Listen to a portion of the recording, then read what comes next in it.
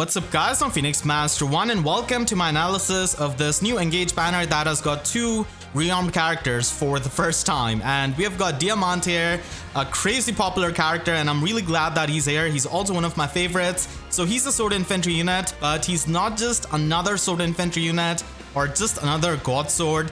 He is pretty unique actually with his Fair Fight Blade. So this gives him minus on special cooldown and +5 to all of his stats, and then he can deal true damage based on 25% of his defense, and he also gets the true damage reduction or flat damage reduction based on 25% of his defense. So this flat damage reduction is similar to what we have seen before on Brave Dimitri, on Asker, and this cannot really be pierced by Deadeye, Lethality, all of those specials. So having this kind of flat damage reduction is absolutely amazing, and he's probably going to be having high defense, so this is going to be making him really bulky. And for all the times we have gotten, flat damage reduction, we have seen how good it is and how reliable it can be for tanking. So he has got that along with the true damage, and then he can nullify effects for both himself and the foe at the same time. So that's why it's kind of referencing his personal skill. So both for himself and the enemy that he's facing, he can nullify the percentage based damage reduction skills, which are non-special. So basically this includes Repel 4, Close Call 4, Dragon Wall, stuff like that. All of that, he's going to be nullifying that for himself and the opponent. So because he has got the flat damage reduction and not the regular damage reduction, his damage reduction still stays. So keep in mind that he's not nullifying his damage reduction that he gets from his weapon because it's flat in nature. It's not really percentage based and doesn't really scale, and it's not really relative like those kinds of damage reduction skills. So that's really helpful in a metagame where we have a lot of god swords and a lot of damage reduction going on. He completely just nullifies that. So that in itself is really good. And then he can also nullify the guaranteed follow-up attack for both himself and the opponent, and also makes it so that you need 25 speed to double. So it is going to be making it so that you're not really going to be able to double Diamant that easily, and he's also not going to be able to double all that easily. So he's basically going to be hitting really hard with his bonfires and the true damage, and he's just knocking out units left, right, and center with that one shot and trying to survive with his true damage reduction. So that is pretty much going to be his playstyle, but we have not finished his weapon yet. In the player phase, he can actually get minus on special cooldown to himself before the first attack. So this is really good for having bonfire charged up right away because he comes with Time Pulse 4 and he has got a minus on special cooldown weapon. So bonfire becomes a 2 cooldown special, Time Pulse brings it down to 1, and then with this effect he can basically have instant bonfire in the player phase. And then in the enemy phase he gets the null guard effect or the half tempo offensive effect, which allows him to ignore the guard skills, and then he can heal up 10 HP when he triggers his specials. So basically he has got different effects based on the phase. In the player phase he can hit really hard with that bonfire. In the enemy phase he basically takes the attack and nullifies any kind of guard skill and retaliate backs with a bonfire and heals up the HP while triggering that special. So that's pretty much going to be his playstyle, and having this kind of damage reduction, flat damage reduction in such heavy quantity is definitely really good, because before we have gotten flat damage reduction at 15%, 20%, and this is the first time we've got this at 25%, which kind of makes sense because you cannot really stack up the regular damage reduction on Diamant because he nullifies that on himself as well. So pretty much the flat damage reduction is all he's going to be getting. Then he has got Bonfire and Attack Defense Finish 4 as a new skill, which is long overdue, so I'm glad it's available. And because this kit is so big, they're going to be scrolling, and he has got Attack Speed Bulwark, which makes me think that he might have like over 40 speed, which is going to be pretty insane honestly, because he just increases the threshold to double by 25.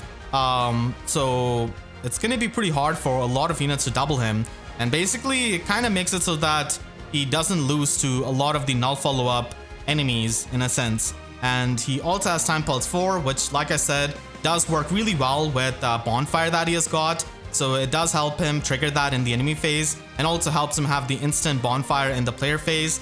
So overall, Diamant, in my opinion, is going to be a really solid sword infantry unit, and a really unique one who doesn't really depend on the regular damage reduction and nullifies the damage reduction of the other god swords while still getting the flat damage reduction himself, which is going to be quite a lot. And then he can heal up HP, and he can hit really hard with bonfires on top of the finish skill, giving him the true damage on top of the already insane true damage that he gets out of his weapon at 25%.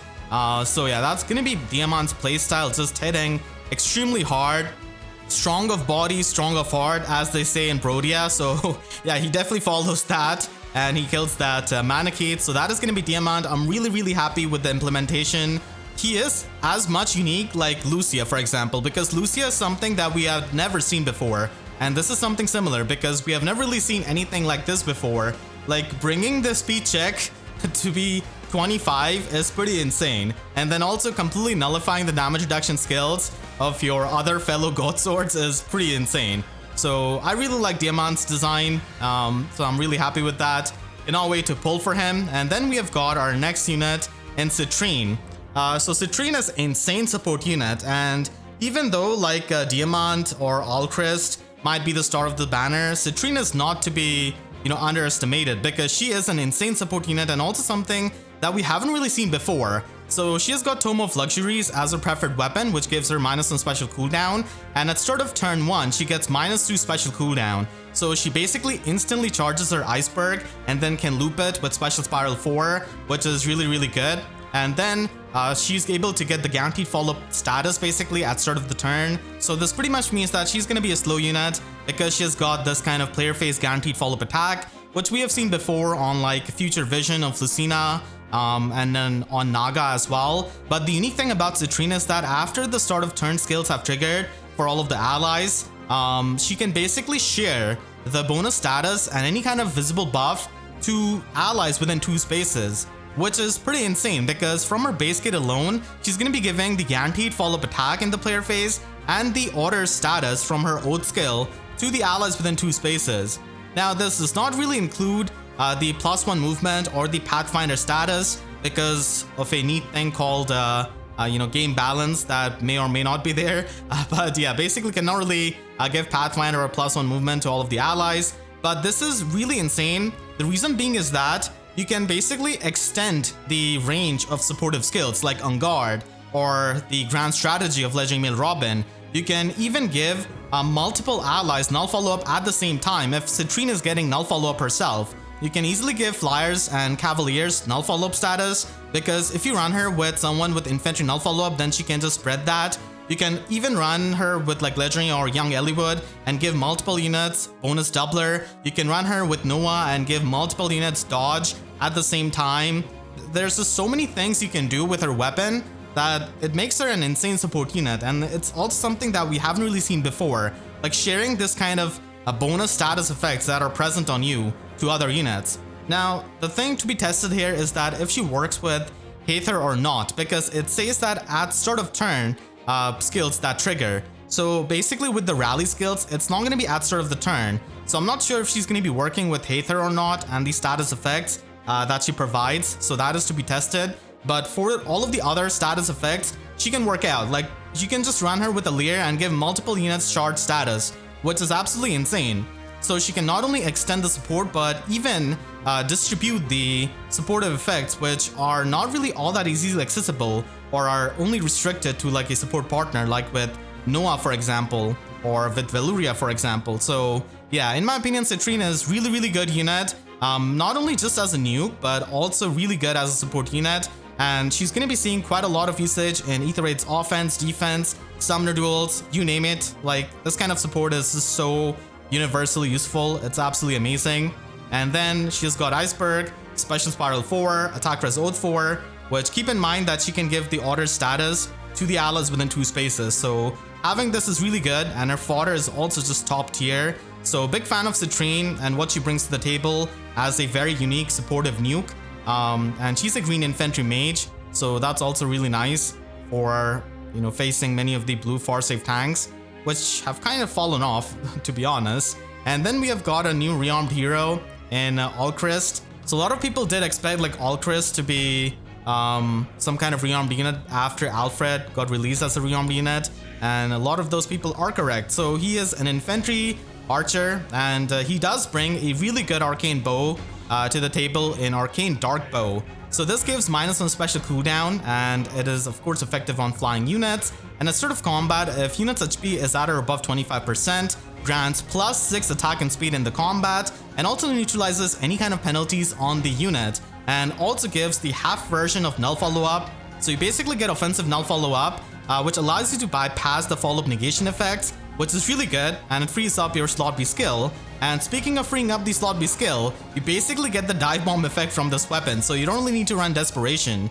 So this is pretty much following Ular's footsteps and having this kind of dive bomb effect built in, along with offensive null follow-up. So you can just run some other slot B skills for your archers, and I'll be making an entirely different video on going over the best users of this arcane dark bow. But basically this is made for fast units. If you have a slow archer, then arcane Nastron is the better bow to get because that has guaranteed follow-up attack. This is for the speedy archers that don't really have the bulk or don't really have as much bulk, and they just want to focus on their player phase. So very player phase centric bow, and it's really good because of the dive bomb effect and having the half null follow-up built in.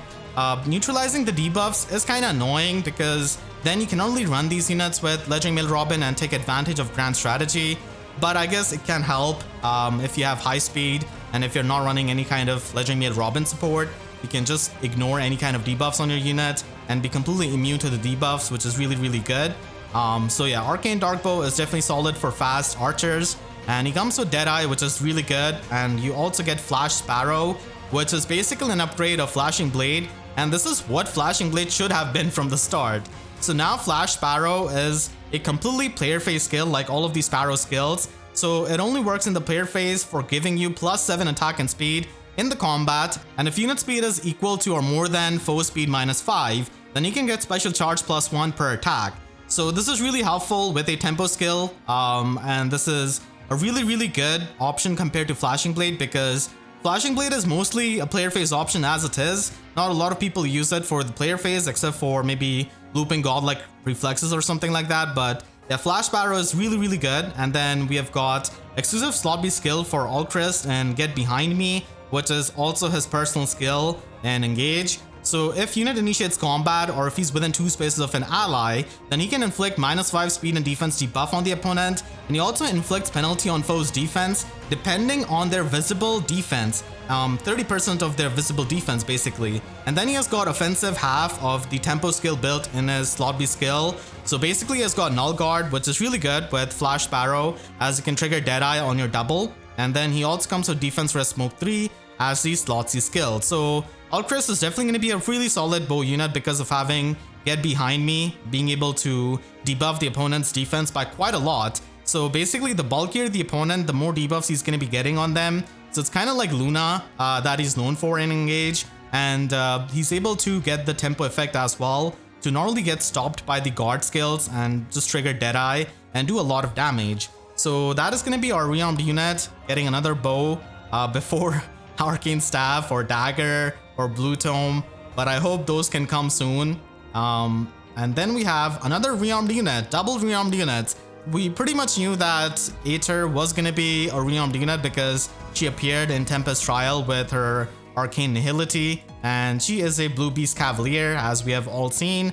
So we already know her weapon in Arcane Nihility, and we can also tell her stats that she's going to be having because in the data mine we already have the level 1 stats and the growth rates and everything.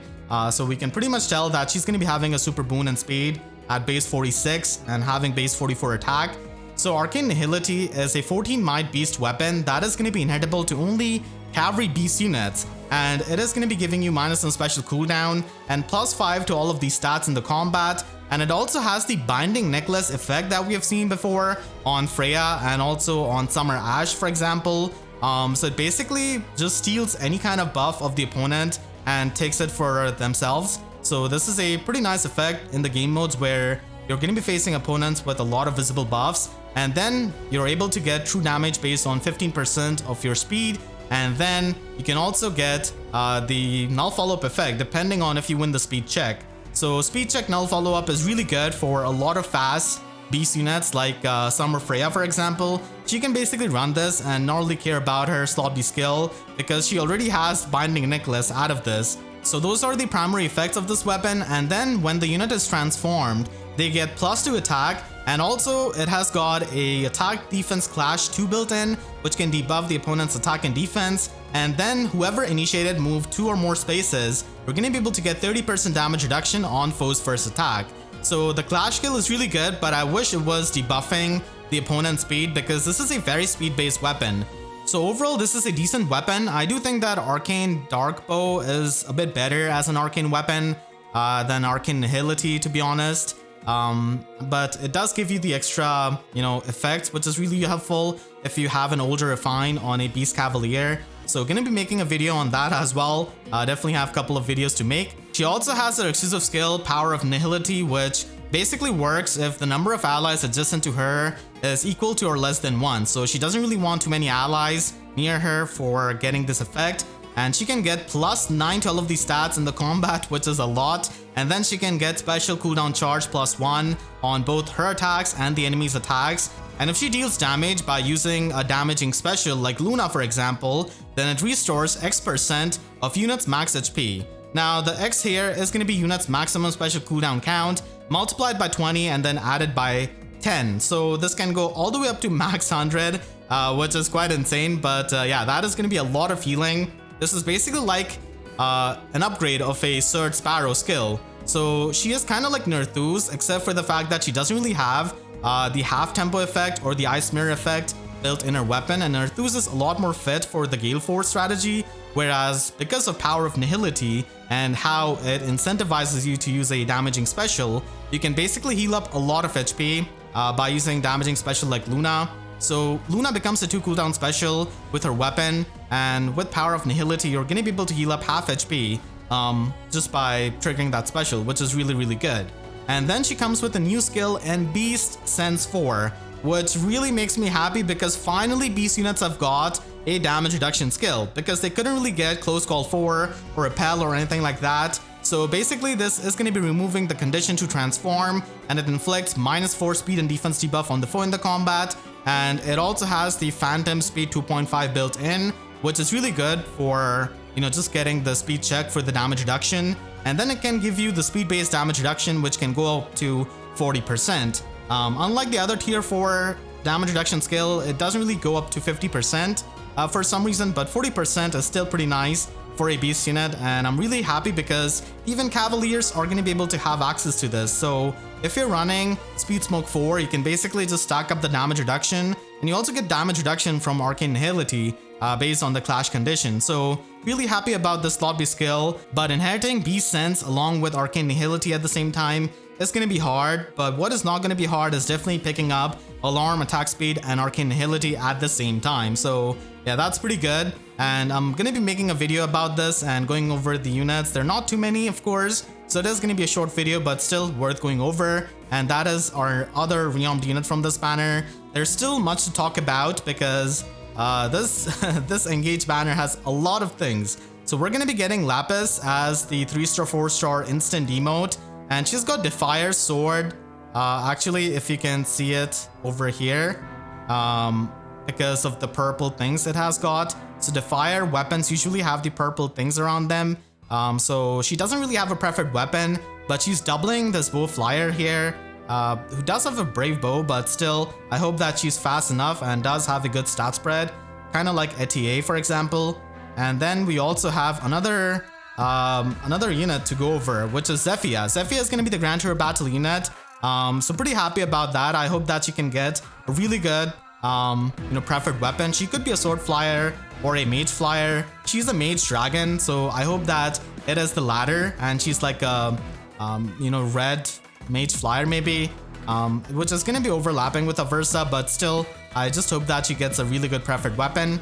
We're also going to be getting a free 5-star male Alear starting July 18th, which is absolutely amazing, and this is basically going to be same as female Alear for all intents and purpose. Like, it's the same weapon and probably very similar stat spread. So male Alear is the sword infantry unit, no surprise there, and he does have Libération, so it does give you the charge status as we've seen before. And female Alear has been out for like, what, 6 months now, so we already know what the weapon does. And he has got Draconic Aura, Attack Speed Ideal 4, Repel 4, which is really, really good. So even if you do not want to use male Alear, you could fodder male Alear for the tier 4 damage reduction skill, which is really good. And then he also has Green Feud, which is not really all that good, honestly. I wish it was something else. because it's not really all that useful of a feud skill. Maybe if it was colorless feud, that would be helpful against Marias, the fallen Marias and stuff. But yeah, basically that is going to be male Alear, and everyone is going to be getting a free 5-star copy of him, which is just absolutely amazing. And like I said, he is going to be similar to female Alear. There might be some difference in the stats, but it is going to be pretty marginal, all things considered. So this is an insanely good banner right before the Choose Your Legends month, with a stacked lineup with Diamant being an amazing sword infantry unit, Citrine being an insane support unit, and then 2 rearmed units depending on your favorites if you want to give that arcane weapon to anyone. I'll of course be covering the arcane weapons in the different videos, so let me know in the comments what you think about it, and what do you think about the free male Alear that everyone is going to be getting. So hope you all enjoyed this video. If you did, then make sure to share this with your friends if they are trying to summon on this banner, and if you enjoyed, then make sure to leave a like and a comment, helps you tremendously. And if you really enjoyed, you could always support me directly by using super thanks down below or by becoming a YouTube member. And for more FEH videos, make sure to subscribe and hit the notification bell, because YouTube sub boxes take about as much time as male Alear took to be in the game. So with that said, I'll see you guys next time. Thank you so much for watching and have a great day.